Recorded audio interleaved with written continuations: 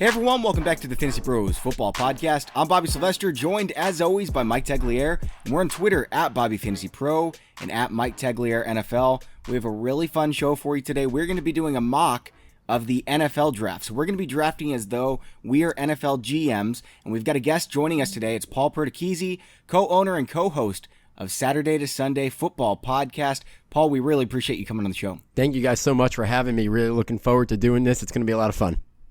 It's our pleasure. Paul is the perfect person to bring on for this because I was talking to him. He's got dynasty notes. He's one of these Devy guys that has notes on like 300 plus players in the draft class.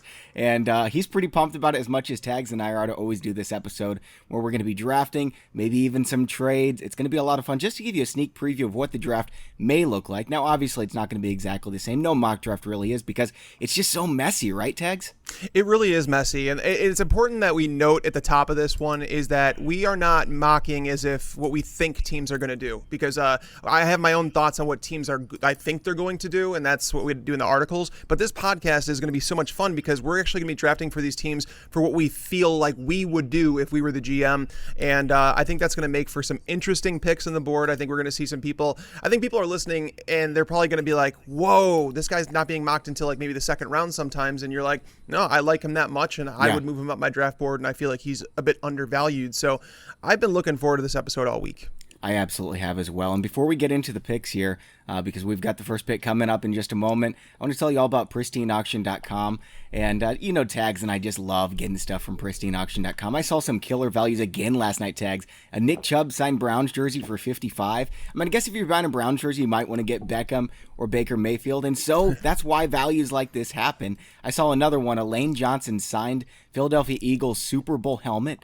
Went for $50. Tags, I've never seen one like that for a helmet. You can't even get a helmet for like that. Like that, I tell people this all the time. That's what I'm saying, man. You can't buy an actual helmet for less than $100. And to get one signed by Lane Johnson, come on.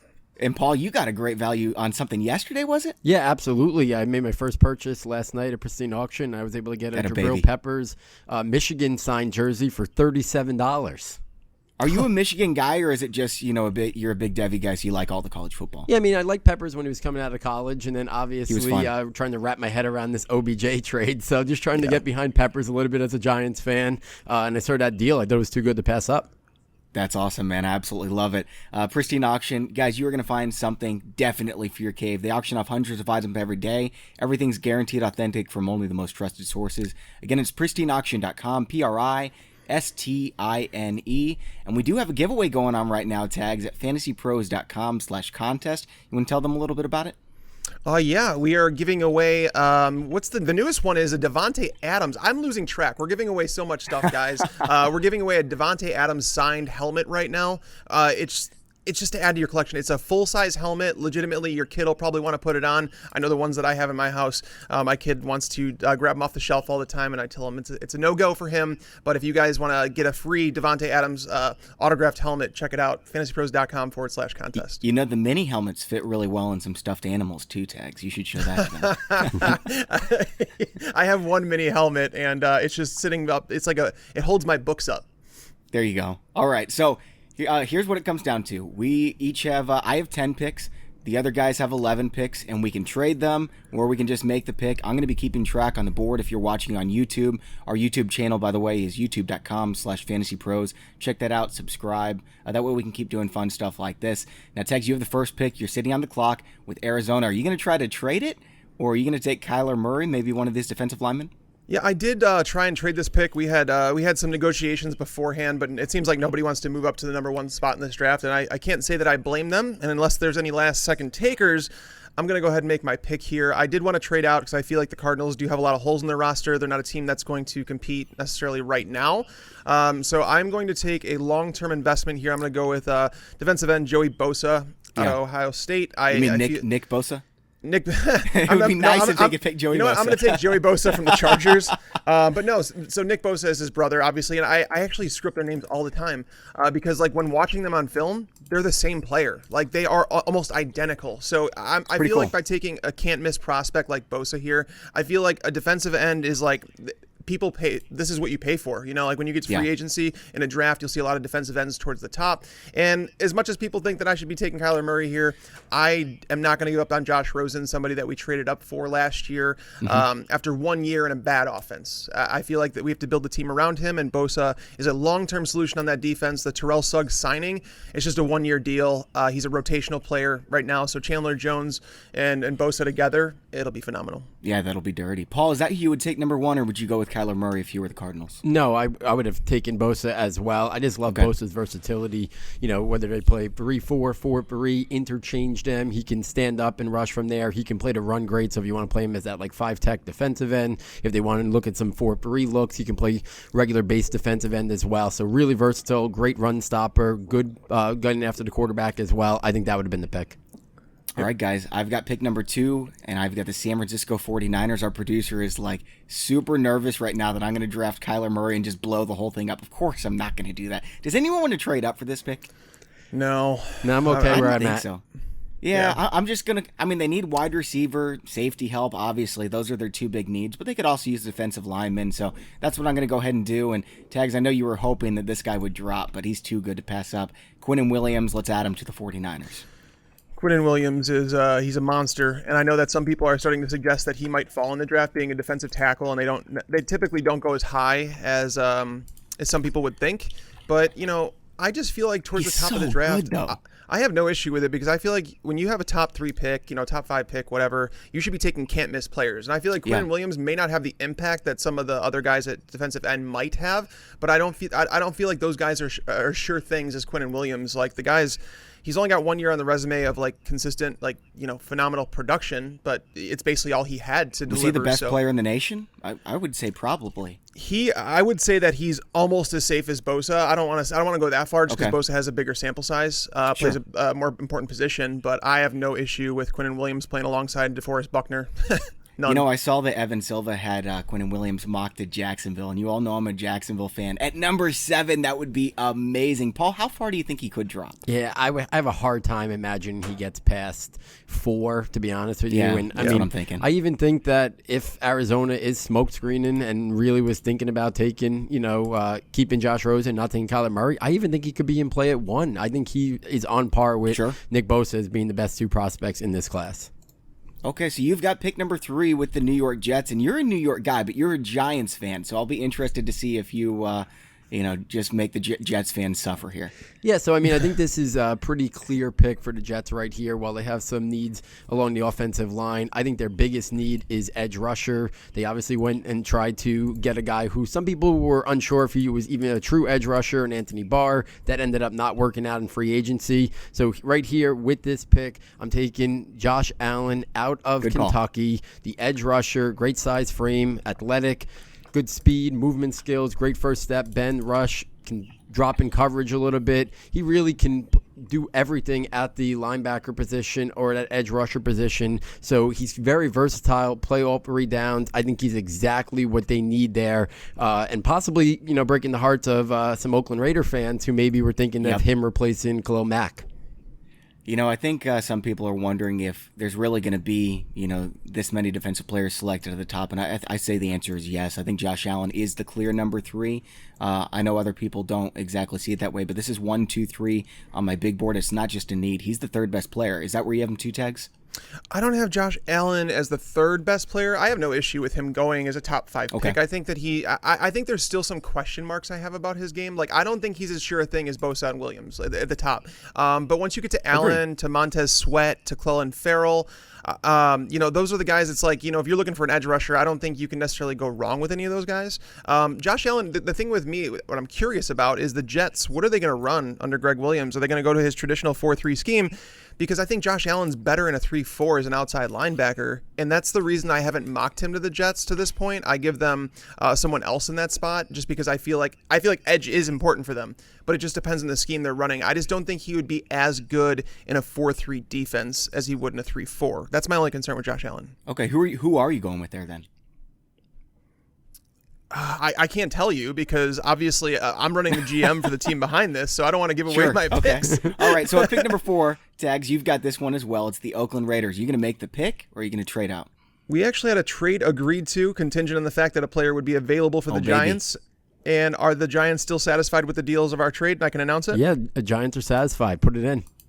All right, very good. So I am trading away the number 4 pick. I'm moving back to number 6 with the New York Giants. And in exchange, I'm going to give them my number 4 pick. I'm going to give them my 2nd and 3rd round picks next year. They're giving me their number 6 pick and their first round pick in 2020. So next year. I love it, guys.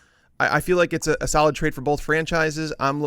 He's looking to move up for somebody here. So I think as the Raiders, I feel like we can get our guy at 6. Who's it going to be, Paul? Yeah, so with the 4th pick, the New York Giants are going to select quarterback Dwayne Haskins from Ohio State. I think it's finally time. The Giants need to answer the bell at the quarterback position. I love the size, the arm talent, the intermediate accuracy. He can push the ball vertically down the field, even though it's not what he was asked to do too often at Ohio State. But for Shermer's offense, the receivers that are now in place there without Odell Beckham, I think that's the range, and he fits their scheme perfectly. He's a Jersey kid, grew up a Giants fan, and I think he's the kind of guy who represents the franchise well as him and Saquon Barkley, now the faces of the franchise. I like it, guys. Hey, now, was that a 2020 2nd and 3rd, or was that this year's 2nd and 3rd?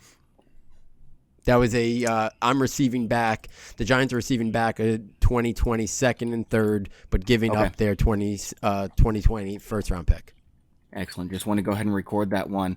So I'm surprised that Haskins is the first one off the board over Murray. Now, I agree with you, Paul. I just figured Murray would be the first one pick. It's going to be interesting to see how far he does end up sliding here now that Jacksonville has their quarterback. Otherwise, 2 weeks ago, it would have probably been Kyler Murray to the Jags. I wouldn't have been super excited about it, but, they did need a quarterback. I would argue they still do, but with 4 years, it doesn't look like we're getting out of Nick Foles for a while. So I have the 5th pick with Tampa Bay, and, my guy is still there. Tampa Bay could use a defensive back, a running back, defensive end. I would have liked to move out. Do you want to move up with Cincinnati or Miami, Paul? I'd be intrigued. Miami would be intrigued to come up, or Cincinnati from 11 or 13 if the price is right. Okay. What are we looking at? I mean, with Miami, would they include their first next season to move all the way up to 5? I think they would be looking to maybe do a 2 this year and a 2 next year. I think that's a fair compromise. Because I would like to get a defensive back for Tampa Bay, but I'm not reaching at 5. I would have probably grabbed Grady Williams, but yeah, let's go ahead and do that. I'll add 2 second-round picks this year and next year. And who are you going to move up and grab with Miami? Yeah, I think the Dolphins are looking to make a big splash. There was a lot of talk that they were maybe going to wait to next year to try to get Tua Tagovailoa out of Alabama as their big guy. But the opportunity here to jump up and get probably the biggest splash player in the draft, which is Kyler Murray, quarterback out of Oklahoma. Listen, I compared him. I think he, similarly to Russell Wilson in terms of his throwing ability, making things in the pocket happen, playing off structure, that ability to throw from different platforms and different angles, keeping his eyes down the field. A lot of similarities. I think this is the big splash that the owner of the Dolphins would want to make, and I think this is the clear guy to kind of, hopefully finally bring Miami back, as they've never really had a top-level quarterback since Dan Marino, and maybe eventually Tom Brady will retire and the Dolphins can make a move in that division. This is a fun one, and Tags, usually when we do these drafts, we're all just kind of like, I don't really like these top-end quarterbacks, and so we don't see these guys go in the top 5 picks. But I think this is kind of how it could look. Do you like Kyler Murray going to the Dolphins? I have no issue with them taking Kyler Murray there. If he dropped at 13, that would be a great pick. I could definitely see them moving up to 5 if he's still on the board. Yeah, Kyler Murray's not going to last outside the top, 8 picks maybe. I honestly don't think he lasts outside the top 5. I think there would be a trade at some point if some team really did want him, and I think there are teams that do want him. I don't know if the first round pick, if the first pick overall, if that's overblown, if that's just like a story because the media is drumming it up because it just creates buzz around the NFL draft. Because it seemed pretty boring, when Kyler Murray. This is the crazy part with him, and the part where I'm having difficulty seeing him go number 1 is because you have the competition committee that came out and said he's a 3rd round pick. We suggest you go back to school or you go play baseball. They basically said that they feel like he would be a 3rd round pick, and then all of a sudden he announces, I'm leaving baseball behind, I'm going to play football, and it's like now he's the number 1 overall pick. He's a can't miss prospect. I don't feel that way about Kyler Murray, and that's why I wouldn't be drafting him as the Cardinals. I just feel like you should take a sure player and rebuild your franchise. Understand that, but Kyler Murray, I don't think. I don't think it's a bad pick, though. I think he's an upside pick. And I think that the Dolphins are hoping that history doesn't repeat itself. And the fact that, the quarterbacks under 5'11" typically have issues in the NFL. But, Doug Flutie, he got by. And Kyler Murray can as well. It's just like I said, I think he's it's such a freak, man. I think he's fine for the Dolphins. I think it's an upside pick. But now the question is, what would they do with Ryan Fitzpatrick on the 2-year deal that they just gave him? Mm-hmm. All right, so the Jets have pick number 6 since you traded back. Tags, is the guy you wanted still there? No, the Raiders have pick number 6. Oh, that's right. I traded back with the Giants. So the Raiders are on the clock here. And the guy that I actually was going to debate taking Dwayne Haskins there at 6 if he fell, depending on who went in front of me. But instead, I'm going to take a defensive end, going to build my franchise. Again, the edge rushers in Oakland right now are a travesty. They need help. I don't think that Arden Key is a long-term solution either. So I'm going to take a guy that, again, people are going to think this one's a bit of a reach, but I'm okay with it because I love the player. Clelin Ferrell. Yep. I watched him at Clemson, and I know a lot of people will often drag players down because, well, they were part of a dominant defense. I felt like Ferrell was one of those guys that helped make that defense, that brought it to the next level. Like, I think that he can defend the run. He can get after the passer. He's got the size you want. He plays in a 4-3 that we have in Oakland. So I feel like trading back to 6, and we have a first-round pick next year because of this too. So I'm loving it. It's a lot more manageable. If you would have taken him at 4, there would have been some heads turning there. But I know Ferrell's your guy. I actually had him queued up thinking you were probably going to pick him here. Yeah, definitely. I'm happy to get him here at 6. I know some people might not like it, but trust me, when you see him play, he'll be the best edge rusher that Oakland has. Okay. What do you think about this pick, Paul? Yeah, I think it's a solid pick. I think for some reason he's going under the radar a little bit, which is mind-boggling considering, he played for Clemson, national title, all that stuff. And I think right there, we had Bosa, we had Allen. I think he's right there in the mix with the next tier of pass rushers, and I think he has the most production on paper by far. So I think it's a good pick. All right, guys, it's my Jags at pick number 7, and now that Murray and Haskins are off the board, I'm assuming the Bengals are not interested in moving up, Paul? That is correct. Bengals are going to have to live and die Does another anyone year. want to move up? I don't like this pick for the Jags at number 7. I would love if one of the 3 defensive specialists, Nick Bosa, Quinnen Williams, Josh Allen, would drop. It's obviously not going to happen. I wouldn't mind Ferrell so much at this point. They don't really need help on the defensive line. Tevin Bryan should be healthy this year. With that said, Ed Oliver did drop, and I know a lot of people have him even dropping down past pick 12 and everything like that, but with him on the board, I was going to go get an offensive lineman if I could move back to pick 11, 12, 13 and go get Andre Dillard, but I'm not picking him at 7, so let's go ahead and go Ed Oliver here. What do you guys think about this fit, Paul, first? Yeah, I mean, I think Ed Oliver is another guy who, if you would have done a mock draft before the college football season started, just kind of projecting the players, Oliver's name probably would have been one of the first 2 or 3 names mentioned right there with Nick Bosa. I think, some of that stuff with his coach at Houston, his lack of production, but they really didn't ask him to do what he needs to do. He's a penetrating 3-tech, get in the backfield. They were asking him to kind of set the edge and stuff the run and play some nose tackle and take on multiple blocks and multiple offensive linemen. If you just ask him to get after the quarterback, I think he checked the box in terms of his size and his frame. I think he could be a double-digit sack guy from the interior. I love the pick. They don't really care. The Jags are one of these teams that just takes the best player available. They didn't need a defensive lineman last year, and they took Bryan, which surprised a lot of people. And, we're not even sure that Bryan is going to be everything that we expected him to be, so I don't see why you don't just take the best player on the board. And in my opinion, that's Oliver. Tags, what do you think? Would the Jags possibly do this? I don't know if the Jags do this. I think the Jags would, in my opinion, I know it's going to seem early for some people, but take the top receiver on your board, get a big wide receiver for Nick Foles, because right now on that roster, I don't think they have that guy. I mean, Marquise Lee coming back from another injury, he hasn't been able to stay on the field his entire career. That's been a problem. D.D. Westbrook is playing the slot for them. So you're thinking Metcalf then, right? I think Metcalf would be the fit for me. It's like if the Jags did that at 7. He's a 50-50 guy. You could throw the ball up to him. If you wanted someone else, like if you like a different receiver, that's fine. But I just want them to get a big body receiver for Nick Foles because I don't like the fit for Nick Foles in Jacksonville right now, and he needs an outlet, and he doesn't have it. Whether it be a tight end or a wide receiver, he needs one. Tight end is way too early to take one at 7. You can get one in the 2nd, 3rd round. I think you'll be happy with. So I just feel like they need to get Foles some weapons. Otherwise, he's just going to look bad. All right, let's move on to pick number 8. And Tags, you've got this one with the Detroit Lions. Yeah, I'm picking to my scheme here. So this offseason for the Lions has been a little different. Lost a few players, signed a few players. We did get Justin Coleman from the Seahawks, so he's going to fill the slot role that we've had issues with over the last few years. We have Darius Slay out there. We do play heavy man coverage. We play in a very quarterback-driven division, with Aaron Rodgers, Mitch Trubisky, Kirk Cousins. So it's like we're continually going up against some big-name quarterbacks. So we're going to select a cornerback that I don't necessarily think is my top cornerback in the draft, but I think he's the best for their scheme, and that is Greedy Williams. All right.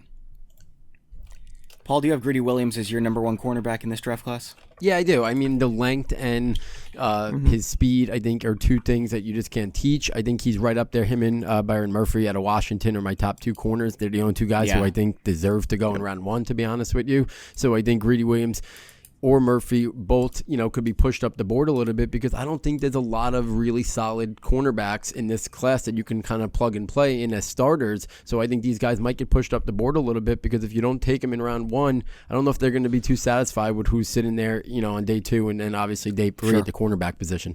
Yeah, and I want to clarify about that, just because Byron Murphy is my top corner, but I think that he's more fit for his own scheme, and the Lions are one of the heaviest man coverage teams, so that's why I went with Greedy over Byron Murphy. I agree 100%. Okay. All right, Russell, at number 9, you've got the Buffalo Bills. Are we going to see our first wide receiver taken off the board here? No, I'm actually going to pivot to the offensive line. I think they need to fortify that offensive line in front of Josh Allen. I think the wide receivers that are going to be available in round 2 still are going to be a lot of the top-tier wide receivers, so I'm kind of banking on that. So I'm going to take the top offensive tackle in the draft in many people's opinion, and that is Dewan Taylor out of Florida. Great size and frame, 3-year starter, above average athleticism, great length, play strength, power, great in the run blocking, also very good in pass blocking as well. Immediate plug and play starter. Need to start building up that offensive line to kind of protect their rookie quarterback. Tags, I've been seeing a lot of Jonah Williams love. I like Andre Dillard. Is Dewan Taylor your favorite offensive lineman? It really depends. I think Jonah Williams might be the safest one, but I'm not going to love. I like Perdichizzi out of West Virginia. I think Cody Ford is pretty stable, but he might be a better guard. Dewan Taylor's fine. Like, he's one of the I have 4 offensive linemen up there who I feel like you can make the argument for any one of them. I don't feel like it's a great offensive. Like, I feel like there's solid tackles here. I think it's a weak guard class. Interior is just weak overall. I just don't feel like it's as strong as last year. I don't think there's a Mike McGlinchey that I felt great about McGlinchey last year, and I thought he was being undervalued. So to see the 49ers take him inside the top 10, I wasn't shocked. I know a lot of people were, and he's turned into a solid right tackle. Dewan Taylor, I have no issue with this because they do need to fix their offensive line, and I don't think LaAdrian Waddle is the signing that is going to fix it. So, I mean, they've added a lot of pieces there in Buffalo this offseason, but unfortunately, the worst thing you can do in free agency is sign players and still have a need at that position. And I think that the Bills did that, that's why I don't think they go offensive line, although I do believe that they should. Yeah, I think that they should as well. I'm not sure what they're going to do, man. They're like fully invested in Josh Allen, so maybe they're going to go get him a big body receiver and see what he can do. I think that's a bad idea, but I love the pick. I would like to see them get an offensive lineman. Now, Tags, I'm sweating here at number 12. You've got Denver on the clock. Cincinnati is up next for Russell. And I've got a guy that, oh man, I would be so pumped if they dropped to Green Bay. Tex, who you taking with Denver? I am. So a lot of people are going to expect me to draft a quarterback here, but I'm not. I don't feel like I don't want to reach. I feel like Drew Lock. There's some potential there, but there's also some concerns that I have. Relying on his arm way too much at times, and I just feel like to invest a top 10 pick, I don't think we need to do that right now. I think we continue to build this defense under Vic Fangio. And I would imagine one of Drew Lock or Daniel Jones will be there in the second round if they really want to go there. Daniel Jones might. Drew Lock isn't going to be. Drew Lock's not going to make it out of the top 15. That's for sure. He won't, but I'm not taking him in this mock draft. I'm going to go the same way that Vic Fangio did last year with the Bears. I'm going to take a linebacker. I'm going to go with Devin White. There's 2 linebackers. Big jerk. There's 2 linebackers in this draft that deserve to be first-round picks, arguably top 15 picks, and Devin White is one of them out of LSU. He's a monster, man. Yeah, I thought about trading up, man, because I've got those 2 first-round picks with Green Bay, and that would have been a sweet. And it was a need, too. It was a clear need after releasing Brandon Marshall this offseason, so I think Devin White is a perfect fit. I couldn't have been happier for him to fall to us at 10, so, that's my pick. All right, Devin White to Denver. Paul, what do you think about that pick? And then who are you taking with Cincinnati at number 11? Yeah, I love that pick. It was he was a guy who, as the Giants GM, I was thinking about maybe trying to make a move up from 17 to try to get White to be the anchor of that defense in the middle. He is my top linebacker. There's another guy right on his heels that I'm sure we're going to hear soon. I love his play strength, his sideline-to-sideline capabilities. Immediate impact starter, very good blitzer. Obviously, at the Combine, we saw his athleticism and his ability to basically do everything. I think he, just like Roquan Smith last year, warranted being this high of a pick and can totally change the dynamics of a defense. Mm-hmm. All right, so at number 11, who are you going with, Russell? Russell? Yeah, I've got Russell on my. I was like, wait a minute. Who are you going did with, we change his name for GM? Nope. There's been some alternating between Russell and Paul. I was just going with it. Has there? Yeah. Sorry about that, man. I'm in the zone right now. So at pick 11 for the Bengals, just got sniped there at pick 10, but not going to worry too much because I think that there is another linebacker warranted of being selected in the top 15 picks, and I'm going the other Devin Bush out of Michigan. Love his three-down capabilities, his sideline-to-sideline ability. I think he also can play weak side in a 4-3, inside in a 3-4, good tackler, great athleticism, good cover skills. I like Devin Bush. I think the Bengals need to upgrade the linebacker position. Obviously, Vontaze Burfict no longer there, no longer their problem. They need to put somebody in that defense that could be a playmaking sideline-to-sideline linebacker, and I think that's Devin Bush. I'm really disappointed. I was going to grab him since I wasn't able to grab the other Devin. Green Bay's going to go cornerback now. I think that we all probably saw this coming. Byron Murphy is still on the board, so I'm going to go ahead and grab him and just feel bad for myself. Ooh, I would. That's the first one that I would. It would be a head scratcher. I love the player, but the Packers they've invested too much in Kevin King, Josh Jackson, Jair Alexander. Like over the last 3 years, they've invested into those guys. They do need some depth at cornerback. That's absolutely, positively, I'm sure of that. They definitely do. Mm-hmm. But basically, drafting at 12, they're not getting they wouldn't start Byron Marshall. I mean, I'd start him over Kevin King, but it's like, do you want to bring that on and say we made a mistake by drafting Kevin King already? I would. I mean, I think the Packers did enough this offseason that they can compete now. I think that Murphy can help them this year, and it's just a matter of filling those holes. They've got a hole there at cornerback. They've got a hole at wide receiver, and we'll see about that. And they've got a hole at linebacker. Those are their three holes. Byron Murphy's on the board, and he's the best of those three players. I know you would go wide receiver here, Tags, but I'm not especially enthralled with the top of the wide receiver class this year. Yeah, no, I and that's the thing. There's definitely some things I could see for the Packers here. Paul, what's your take? Do you think that they can move on from one of those cornerbacks? Obviously not from Jackson or Alexander, but do you think that it's possible that the Packers move on from Kevin King or move him down the depth chart? Yeah, I think it's possible, but I could see them pivoting to a different position instead of cornerback. I think they still are probably, like you said, heavily invested in that position. I like the player, like you said, so I think this is fine in terms of, draft capital, in terms of value, but I do think they probably have some more pressing needs. I probably would have went the offensive route. I think there's a couple offensive players that would have intrigued me there to add a little bit different dynamic on their offensive side. So I probably would have went offense there, probably a playmaker, to be honest, after they went so heavy in free agency on the defensive side. Anyone want to trade up for this next pick?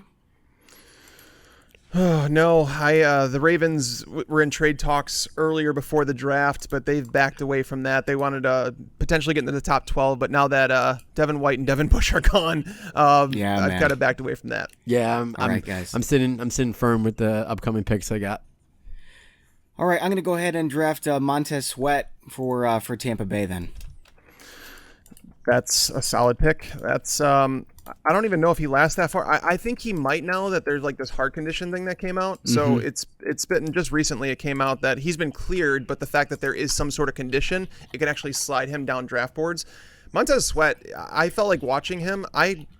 If you want to take Montez Sweat over Josh Allen, like even before the Combine, I would have been okay with that. And I know a lot of people love the Combine, obviously, for Sweat. He had a great one, showing off his athleticism, but I just think that they're different. They are different players, but I like Sweat, and I think it's obviously a need for the Bucks. So I have no issue with that pick at all. Guys, we are 13 picks in, and we have 3 offensive players selected, 2 quarterbacks, 1 offensive lineman, and we're on to Atlanta for the next pick. Tags, I believe this is you. Yeah, it is, and I don't like where I'm at. This is a weird spot. If anybody wanted to trade up, I am all about that life. But I don't think that's going to happen. So instead of just waiting for offers to come in, I am just going to go ahead and take an offensive player. It's not a skill position player, but I'm going to go take Jonah Williams out of Alabama. I feel like bookending that offensive line with Jake Matthews and him would be phenomenal. I feel like Ryan Schrader, he's been fine, but I feel like you can upgrade that offensive line, get a little bit younger. And Jonah Williams, as I mentioned, I feel like he's just one of the safer offensive tackles in this draft. So the Falcons right now, protecting Matt Ryan, getting that pass game going, that's important. So, I'll take Jonah Williams. All right, Jonah Williams to Tags at 14. Paul, what do you think about that pick? Yeah, I think I love Jonah Williams' versatility. I think he's a plug and play there. Some people think he, came out this week that some people think he could be an all-pro center. If he doesn't pan out a tackle, he can be an all-pro guard. So, he's probably in the handful of guys who I think can't miss at least a guaranteed 7-8 year starter. I think 100% of what you're getting in him. And I think, Tags is right. I think him and Matthews would be a great long-term pairing there on that O-line. I think there is a couple of defensive guys that could have intrigued the Falcons and would have intrigued me if I was picking for them. But I think Williams is fills a need, a great value, and, also, like we said, very safe and long-term starter in this league. All right, we've got Washington picking at 15 for you, Paul. Are we going to see another quarterback coming off the board here?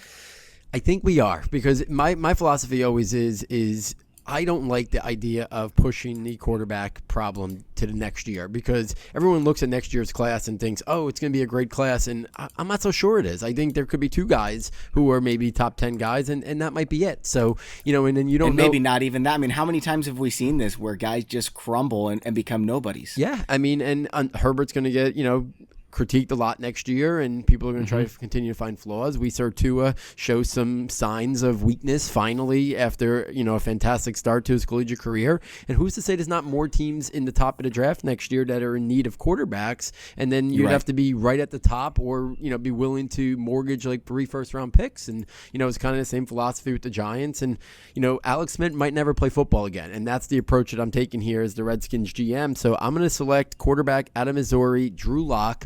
I think he needs a little bit of developmental time. They brought over Case Keenum, so I think Case Keenum could be a bridge for maybe 6 games, 8 games.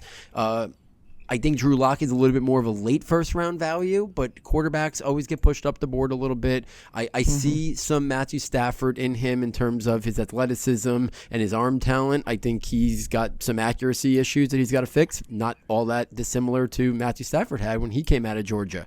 So there's a lot of things I like about Lock. His moxie, his leadership really seemed to impress people at the Senior Bowl, and that arm talent, you can't teach that, but he does have to harness that accuracy a little bit. I think Gruden is a really good, guy that works well with quarterbacks and maximizes their abilities. So I think it would be a good fit and good for our coach and GM. All right, Tags, you've got pick number 16 with Carolina. Which direction you going? I legitimately hate this spot in the draft right now for the Panthers, just because the positions of need for them, it's getting really thin in terms of I feel like I'd be reaching for some of the players. But one player that actually make a trade with me, man, if you want. Philadelphia will move up. What are they offering? What do you want? To move up to? Let's see, I'm not trading one of my seconds to move up 9 spots. I would require a second. I thought that would be the case. If you want to move back, you know what you got. You know what you got to do. Yeah, no, I'll take, because the thing is I know if I don't take this player here, I might regret it, just because there's a chance that another player comes off the board and I'd be really in a mess. Because they need an edge rusher. Replacing Julius Peppers is obviously very, very important, and Bruce Irvin is not the answer. Okay, we don't even know if he's going to show up. Whatever. Bruce Irvin he's a has-been at this point. That's not the answer. So I'm going to go and take Rashawn Gary here out of Michigan. I like him as a player. It's just weird drafting a guy when you understand that he was somewhat playing out of position, but I feel like he offers some versatility. And knowing that the Panthers and Ron Rivera have talked about potentially moving to somewhat of a 3-4, maybe doing a hybrid 4-3, 3-4, kind of mixing and matching going forward, moving away from Rivera's usual 4-man front. And doing that, I think Rashawn Gary gives you. He could play end in a 3-4. He could play end in a 4-3. He could play either or. So I don't think that he's like an edge rusher that needs to play outside linebacker in a 3-4 or anything. So I'm going to take Rashawn Gary here. I just feel like if I don't take him, I'm going to be looking at some really bad options. I can't wait till the second round to grab an edge rusher. This is a good spot for Gary. I'm not exactly sure it's a fit. Paul, do you see him more as an edge rusher or a defensive tackle at this point? Yeah, I mean, Gary's one of the most polarizing prospects in this entire class because I think Tag said it best. I think he can play 4-3 defensive end. He can play 3-4 defensive end. I also love him in a 4-3 kicking inside to defensive tackle and sub packages, just getting after the quarterback.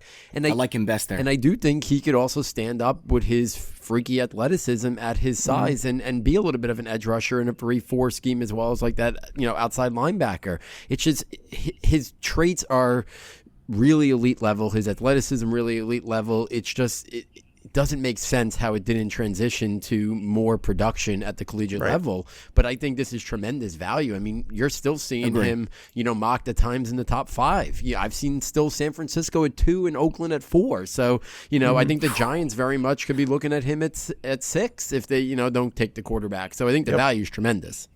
So you were really hoping then, Paul, that with the Giants picking next, that Gary would drop. I was, but there was one guy I had ahead of him. So there was, really? I had 2 guys ready to go for pick 17 because as much as the Giants need quarterback help, they need edge help equally as much. After trading Olivier Vernon, all they have is Lorenzo Carter and Marcus Golden on a 1-year deal, seeing if he can come back and prove to be healthy. So I'm taking a guy who I think is one of the better edge prospects in the class. I think he is not that far off Josh Allen and in the same conversation as Montez Sweat, and that's Brian Burns out of Florida State. Love it. Good size. He came in better frame than people expected at the combine. Great athleticism, great bend, first step. I think he's better in a 3-4 as an edge rusher, and that's more of what the Giants have been transitioning to, with James Betcher. So I think this fits their scheme perfectly. I think it fills their biggest need now at the quarterback. And if the Giants came away with Dwayne Haskins and Brian Burns, I think they tackle their 2 biggest needs, but also get good value for both of those picks. I'll tell you guys what. Here I was thinking Brian Burns might drop to me later in the draft. I feel like I'm higher on Burns than everyone else, but I guess that's not the case. Yeah, Burns, I'm high on him too, and to know that he came into the combine, he added some weight. It didn't affect his athleticism at all. He looked fantastic, and people told me because I mocked Brian Burns to the Falcons actually. It was, I think it was like maybe not this most recent mock, but I did. And some people were like, there's no way that Brian Burns goes in the first round. I'm like, I don't know why he shouldn't. And then his combine performance definitely didn't hurt his stock. So I like the pick. I like Brian Burns a lot. Yeah, I just want to jump in real quick before I mentioned we were talking about Jonah Williams when you took him for Atlanta.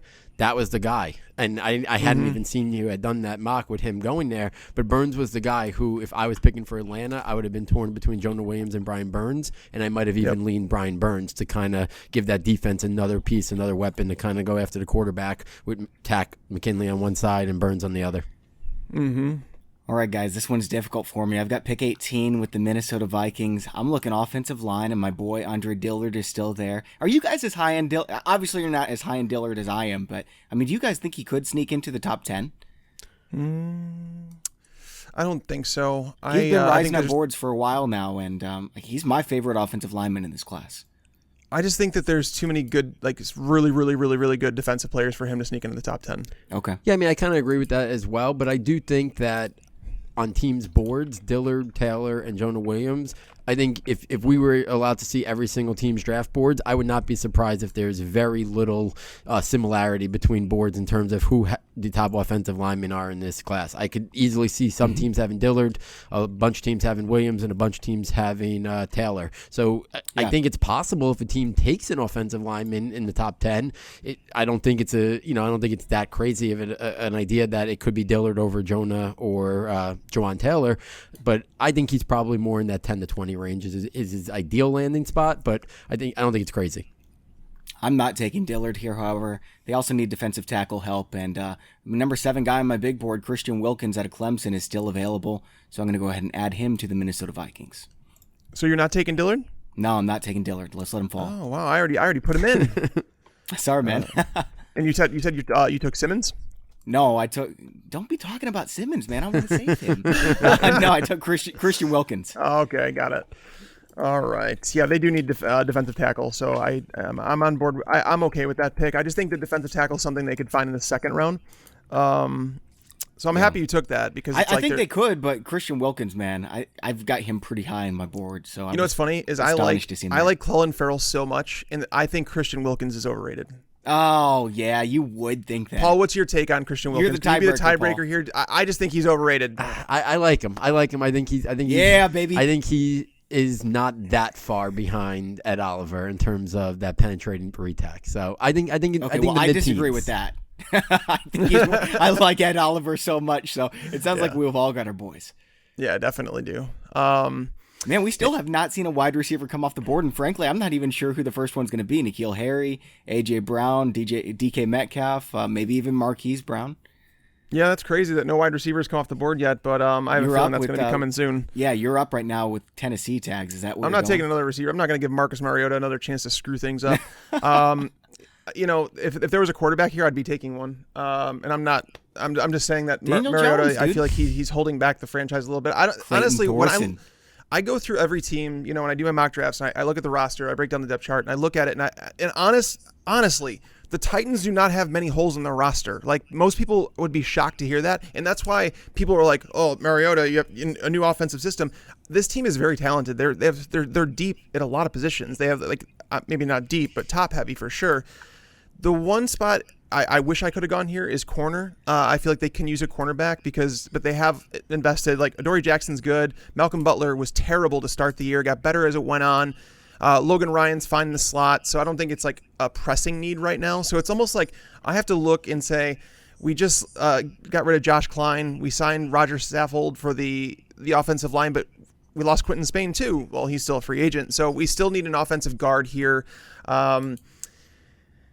Jack Conklin had a rough start to the year. We're going to take somebody that offers us some versatility with this pick. We are going to go with Cody Ford out of Oklahoma. We feel like that he can play both tackle and guard. A lot of people think that he's been able to transition, that he should be able to transition to the interior. So I believe he can fill one of those spots, play right guard, and if they needed to, if Jack Conklin, for whatever reason, started to let down again, he could move to right tackle if we needed him to. So Cody Ford, welcome to the Titans. I thought for sure you were going with Deandre Baker when you were talking about cornerbacks there, man. I don't like Baker very much. I don't want to take him here either. But. I don't know if I would take him in the first round. I mean, if you're a really cornerback needy team, I guess you could look at him. There's a few other names. He's not even my third favorite cornerback, and we might see my third favorite cornerback later. We'll see. It depends on what's available for Green Bay at 30. All right, so on to pick number 20 with Paul, and you've got the Pittsburgh Steelers. Yeah, so the Steelers here in a tough spot. Biggest needs inside linebacker, but both the Devon's gone. Not going to go there and reach for a linebacker here. Cornerback, big need for them, but with Greedy Williams and Murphy both gone. Tags was just talking about, I don't like the value of the cornerbacks right here. Deandre Baker and another guy who may or may not come off the board tonight. Wide receivers, Pittsburgh, very good at developing day 2 guys, so I don't think they need to reach to be the first team to take a wide receiver. So this wasn't even on my list of needs here, but it's just now about value and adding a different dynamic to their offense. I'm going to take TJ Hawkinson out of Iowa. Obviously Pittsburgh in a little bit of a different transition period here without Le'Veon Bell and Antonio Brown. Obviously Juju Smith's going to be a big part of it. Hopefully they develop James Washington, but Hawkinson's my number 1 tight end. I think he's a guy that obviously can help in the run game in terms of his blocking, but also be a big weapon in the pass game. He reminds me a lot of a slightly more athletic Hunter Henry. I love his ability to immediately come in and be a 3-down starter. We've seen Ben Roethlisberger have a lot of success with tight ends and never really have a standout tight end. I mean, Heath Miller was a great player, great blocker, put up some solid receiving stats, but a very different type of player than Hawkinson. We've seen, other guys go there and be pretty good, have good games here or there, but not on a level of a Hockenson type player. So I'm going to take the value of Hockenson. We've been seeing him, going, some top 10s. I thought about him at Buffalo, to be honest with you, all the way at pick 9. So him still being on the board here at 20, I think would be a good fit as they try to transition to a new, different style of offense and maybe a more appropriate offense for Roethlisberger as he, comes to the final, few years of his career. I'll tell you what, man, Steelers fans should be thrilled if they get Hockenson at 20. And I'm really mad, Paul, because you totally sniped me. Seahawks were going to grab him at 21. Wow. Hawkinson's your favorite tight end, right, Tags?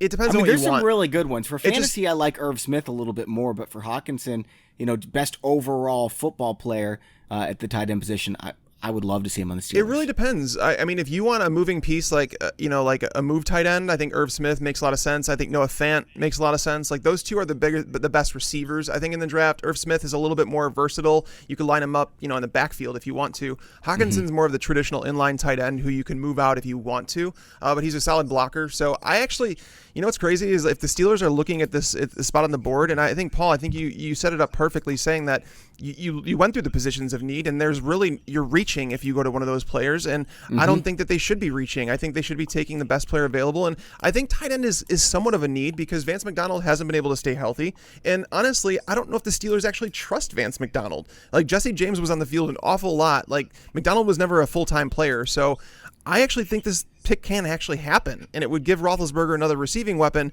to get some of those targets that were vacated by Antonio Brown.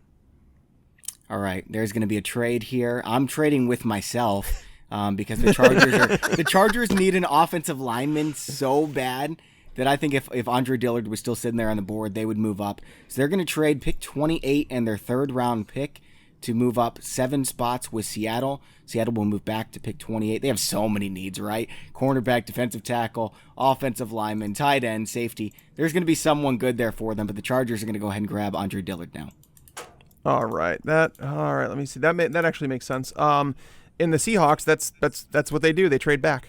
That's a good trade. The Chargers missing out on a defensive tackle. I wonder if they can land one in the second. I still think they need a tackle.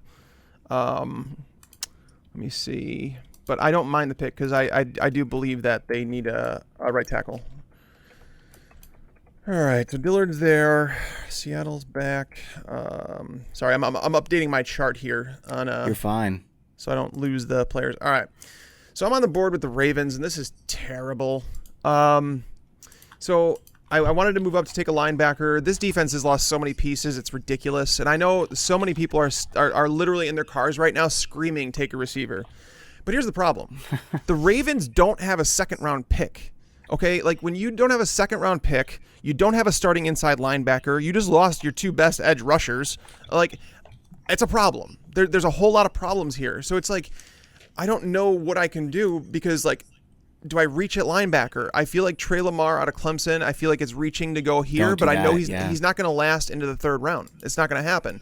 So, or do I take an edge rusher here? The top edge rushers are off the board already. So it's getting really ugly. They have cornerbacks locked down. They signed Earl Thomas.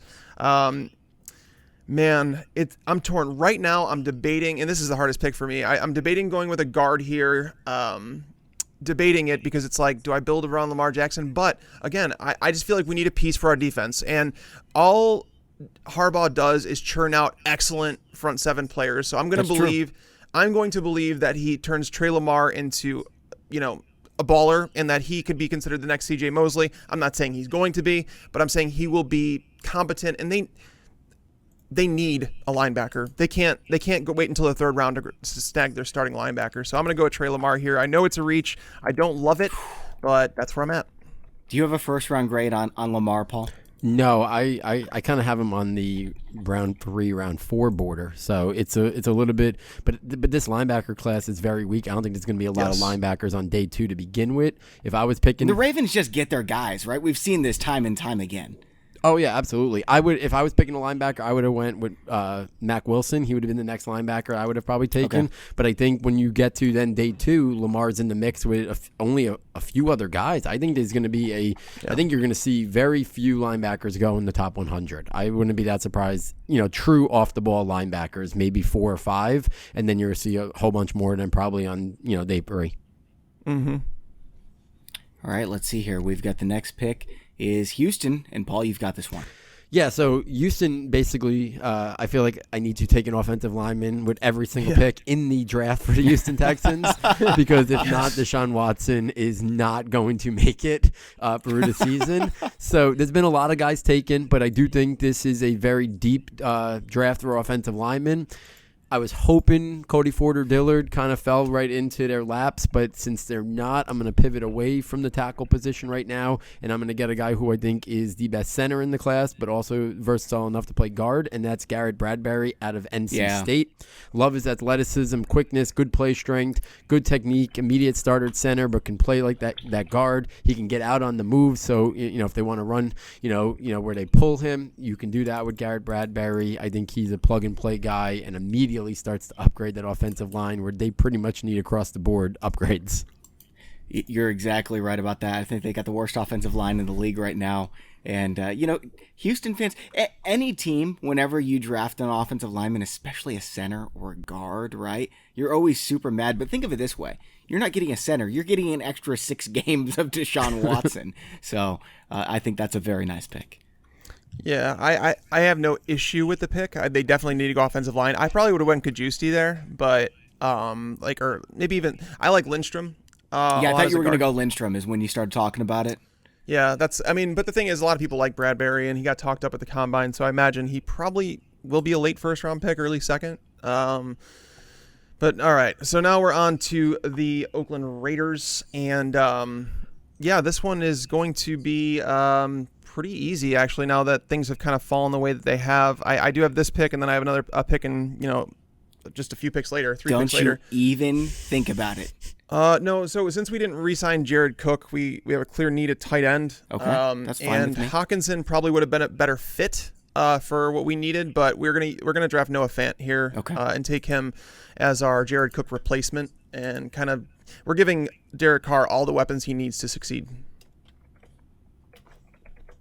All right, so Noah Fant off the board as the second tight end going to Oakland. I think that's a really good fit, and it makes me really happy because with Philadelphia, I was sweating it out. There's still no wide receivers taken. Philadelphia has a clear need at wide receiver, so I've got some deciding to do. My top guy on the board is N'Keal Harry. I think A.J. Brown fits into what they need a little bit more just on the type of offense that they run, and he's just a better possession receiver in my opinion. So I'm going to go ahead and grab A.J. Brown here for the Philadelphia Eagles. I like A.J. Brown, and if you were going to pick a receiver, I'd say actually he made the most sense. I don't like Harry. I mean, he's not. I've already done my third round on him, and I'm trying to find things that people are seeing as the number one receiver. I'm not seeing it, but I think A.J. Brown presents a big slot receiver, and they've used that. You had Nelson Aguilar playing that role, and can they upgrade that? Yeah, for sure they can. And they have Deshaun Jackson out there now to spread the field. They have Alshon Jeffrey, who's still there. So A.J. Brown slotting in is the big slot. I think if I were to pick a wide receiver, he'd probably be the one that I would have picked to them. I don't know if I still think that they're probably going to go defense with that pick. Either that, or do they finally get their running back? Do they reach for a running back here? Where do you see them going? Cornerback? I've gone back and forth, and I think after re-signing Darby that I wouldn't think they'll do that. I still think that they're going to look for an inside linebacker. That's the biggest need. LJ Fort is not going to fill that. I would say a safety, because Corey Graham, as far as I know, they haven't re-signed him, so they need another safety. There's still the top safeties are on the board, so I don't know if they'd go wide receiver, but I think if they did, I think that A.J. Brown was the best selection for him. Paul, who's your favorite wide receiver in the draft class and for Philadelphia? My number one wide receiver is A.J. Brown, so he would have been the pick there for me as well. The fact that they were able to bring back Deshaun Jackson, and he's probably going to be there for a couple years, gave him that vertical component. If they didn't make that move, then I think maybe DK Metcalf or even Marquise Hollywood Brown would have been the pick to kind of complement what they had there already with Alshon Jeffrey. But I kind of think now with Deshaun, Alshon, and then A.J. Brown, they kind of complement each other well. The vertical guy, more of the guy, I think A.J. Brown's best position is a big slot, very similar to Juju Smith. And then Alshon Jeffrey, more of that like flanker Z position. So I think they kind of complement each other well. And I think it was important for them to get Deshaun back to be that vertical guy who can stretch the field. All right, at number 26, Paul, you've got this pick, and it is the Indianapolis Colts. Everyone's talking about the Browns. It may be the Colts who are best positioned to be that surprise contender this year. Yeah, absolutely. And I think after the draft Chris Ballard had last year, I think he could afford a little bit of risk here. And I know you mentioned the name before, and I had 26 targeted for this guy. I think he is top 10, top 12 worthy. I'm taking. Hold on, before you make the pick, do you want to trade it? No, I like the value here. I'm taking Jeffrey Simmons out of Mississippi State. Man. I think, listen, obviously his situation off the field is something that happened, I believe, before he went into college. He wasn't able to participate at the combine because of it. So he's been a little out of sight, out of mind.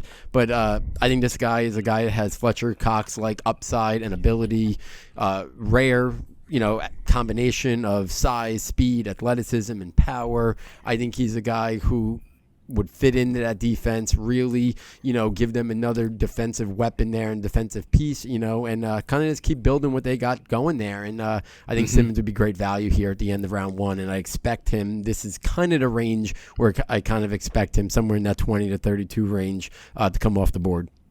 I think somebody will reach for him because it's pretty clear what his value is. I mean, he would have been a top 5 or 6 player on my big board if not for the injury.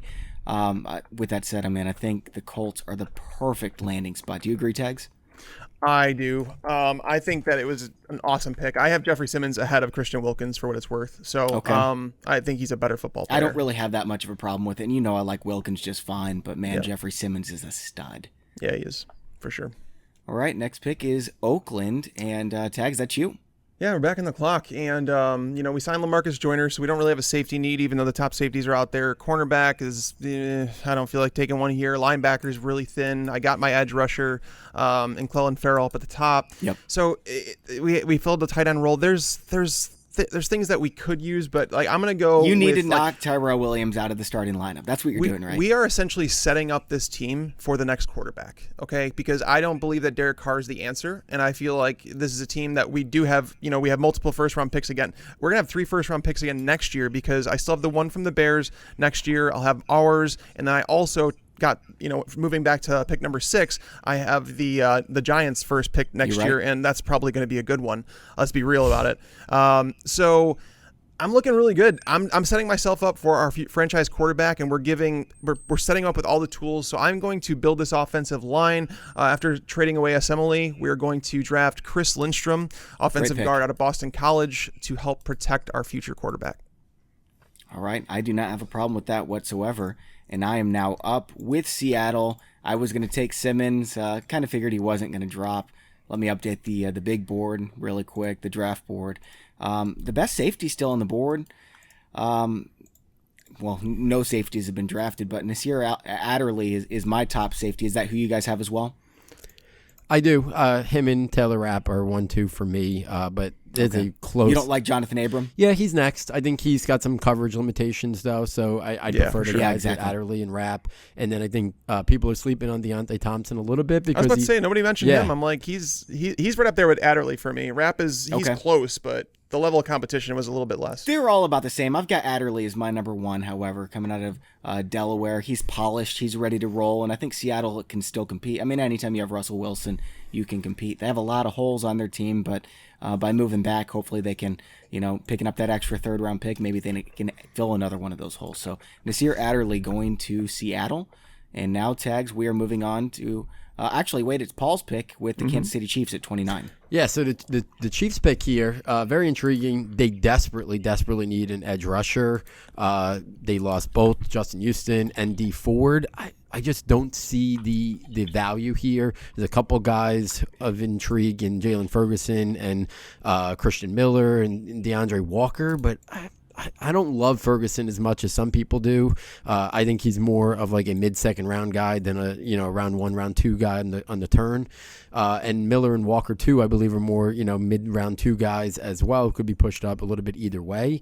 I'm gonna hedge my bets here, and I'm gonna make this pick as if Tyreek Hill is not a member of the Kansas City Chiefs this year, or not playing for the Kansas City Chiefs this year, if he's suspended. So I'm gonna take the guy who I think is much as a clone to him as possible, and their offense could do similar things. And I'm gonna take Marquise Hollywood Brown out of Oklahoma.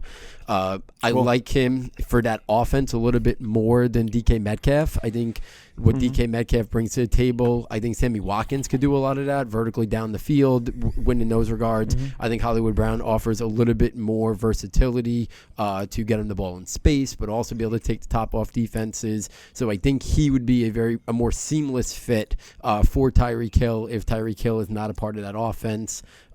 So that's my pick. I also thought running back as well as cornerback, but I just didn't like the value, and I think they need a guy who can do some Tyreek Hill like things. I mean, who knows if Marquise Brown's going to be able to seamlessly, even remotely do that, but I think they need that as part of their offense. So that's the pick.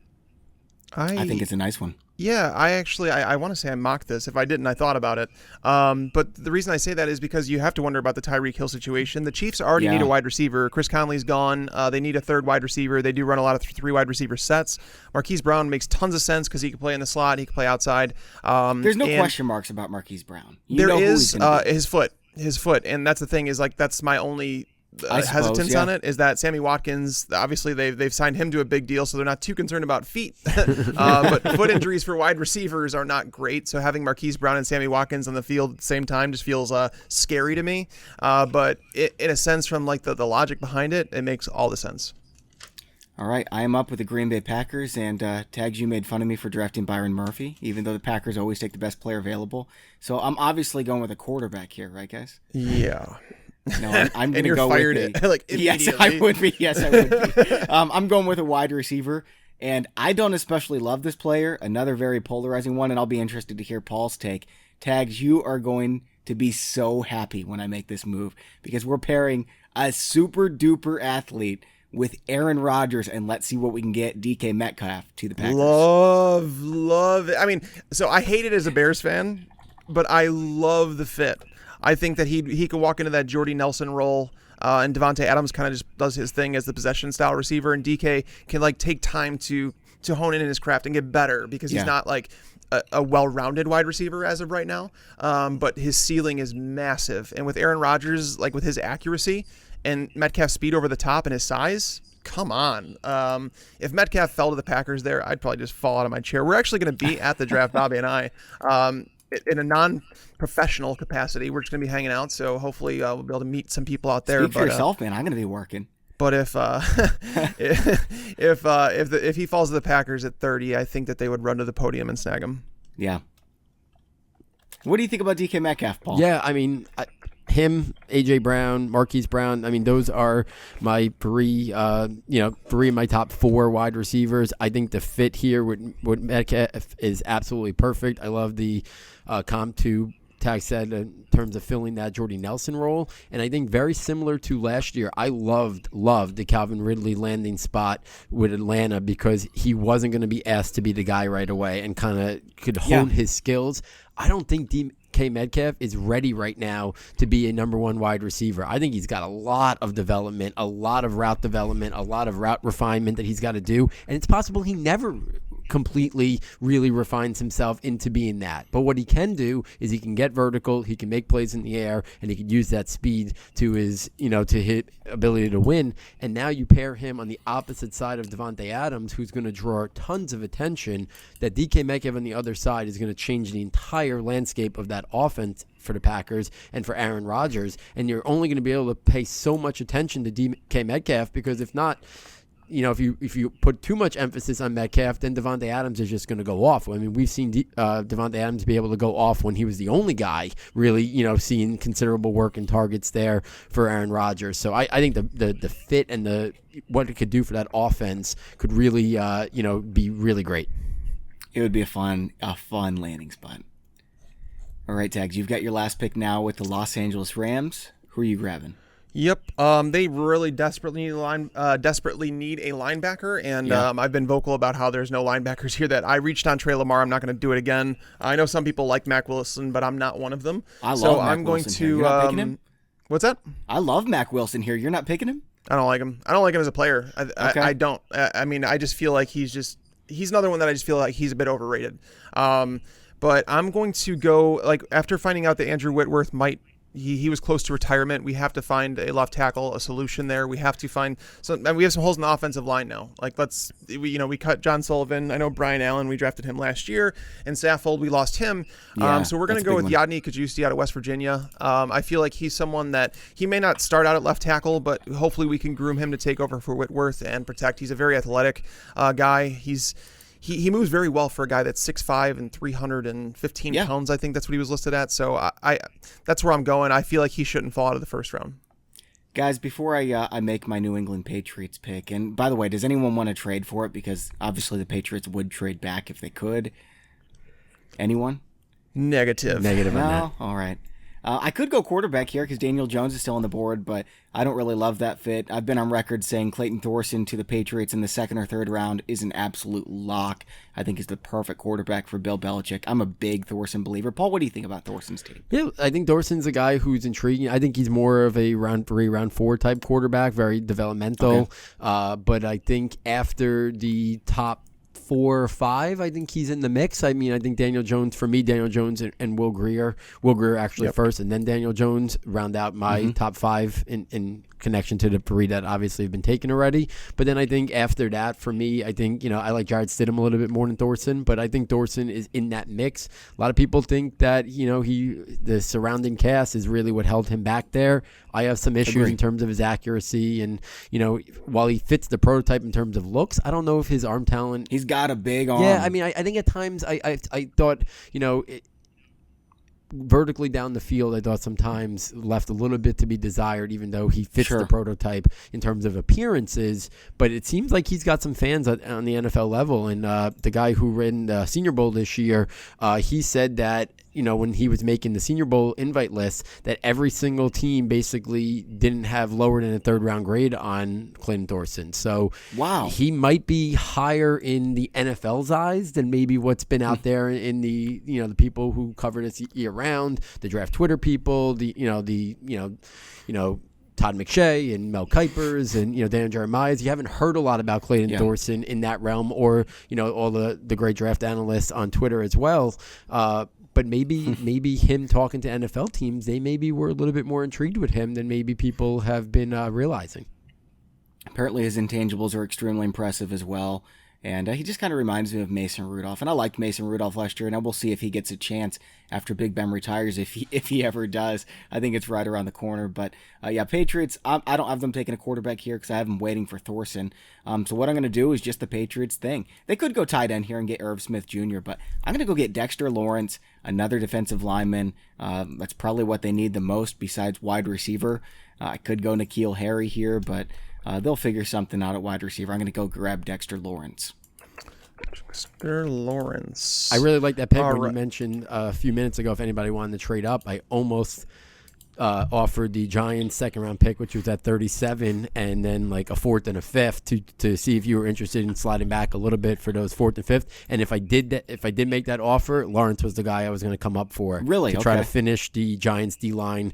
I thought he would complement B.J. Hill and Dalvin Tomlinson well. Obviously, that'd be sweet. They're looking to go to that 3-4, and that would kind of give them 3 big bodied guys there. But Hill and Lawrence got a little bit more athleticism, while Tomlinson is more of just a run setter. Tags, it sounds like you don't like him so much because he got in the way of Clelin Ferrell. I don't have any issues with Dexter Lawrence. He's more of like a 3-4 nose tackle. Like he's a plugger, that guy. I would have liked to see that, and I've mocked him here the last 2 times I've done it. And Chase Winovich out of Michigan, I feel like he's just like perfect for the Patriots. Like I just feel like he'd mesh well in that team. Like he's a high effort guy. Belichick knows how to take guys and find what they do well and maximize that. And I think that, the energy that Winovich brings to the table, I don't know if there's anybody else in the draft that can match it. You might also see them look at someone like a Zach Allen. Yeah, it was between him and Zach Allen and Irv Smith Jr. there. Yeah, and that's what I'm saying. Like, I just feel like their defense has lost some pieces between Malcolm Brown, Danny Shelton, and Trey Flowers. That I know they signed Pennell, and Michael Bennett, but I still feel like that front seven's usually a priority for them. Paul, who are the top guys left on your board after the first round? So skill players, Josh Jacobs. I was surprised he would have been in consideration for me if I was picking for the Eagles. So he's the only running back. Okay. Irv Smith Jr., I think late first, early second is his appropriate value. He would have been there. No other wide receivers. Early second is kind of where I think best fit for N'Keal Harry, and then like Deebo Samuel and Hakeem Butler and Calvin Harmon, who I like a lot, who's one of my top rated guys.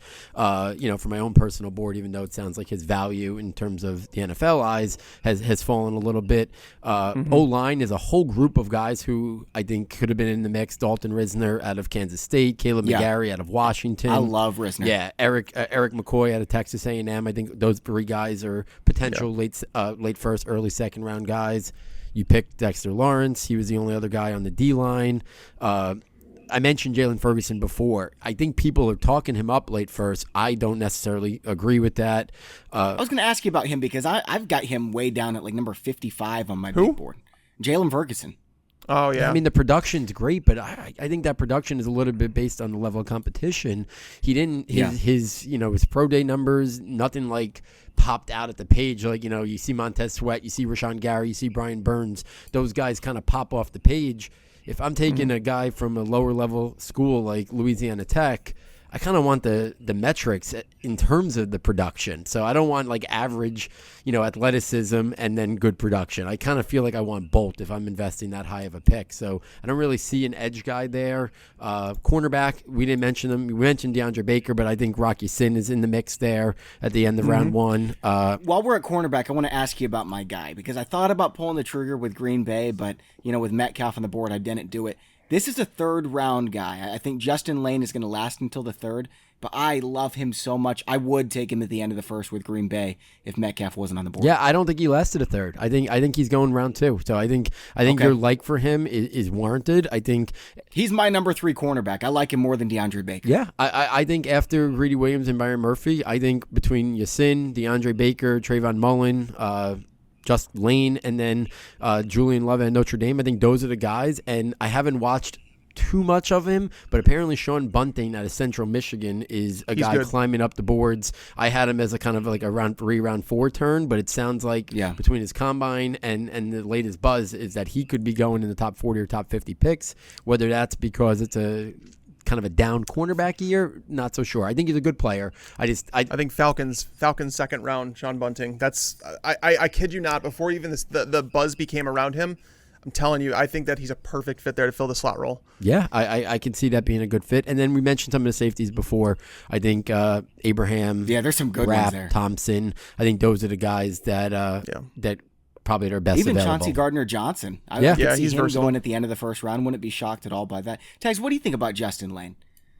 Lane, I haven't watched too much tape on him, to be honest with you. I like Jonah Williams out of Vanderbilt. I like him a lot. He's someone that not many people talk about. Yeah. Bunting, I like Gardner Johnson. I feel like the Colts and him are a perfect marriage. I feel like he's someone that should go there. Okay.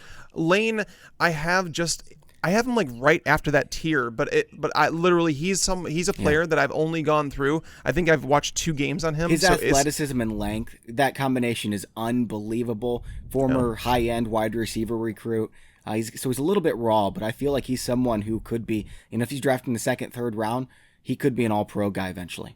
Well, after hearing you guys saying that, Paul telling me that he thinks he's a second round pick, I need to obviously look closer. Because I thought I had those guys locked down, but obviously Lane is someone maybe I just need to watch a bigger sample.